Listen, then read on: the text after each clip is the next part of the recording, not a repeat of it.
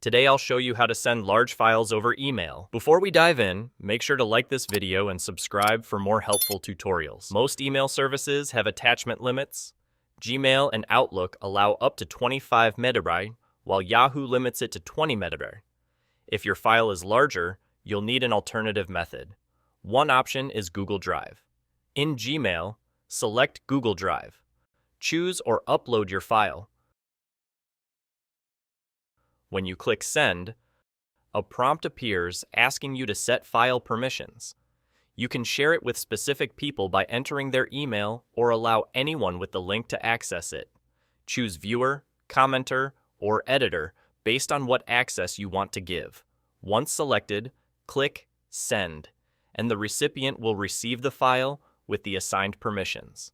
Another way is using OneDrive for Outlook users.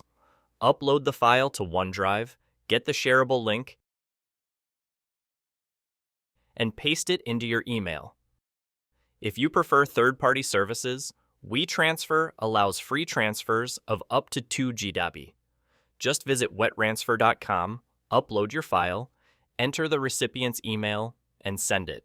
They'll receive a link to download the file. Dropbox and Mega also work similarly. Upload, generate a link, and share it via email. For compressed files, you can use software like WinRAR or 7-Zip to split large files into smaller parts, making them easier to attach directly. That's it. Now you know how to send large files over email.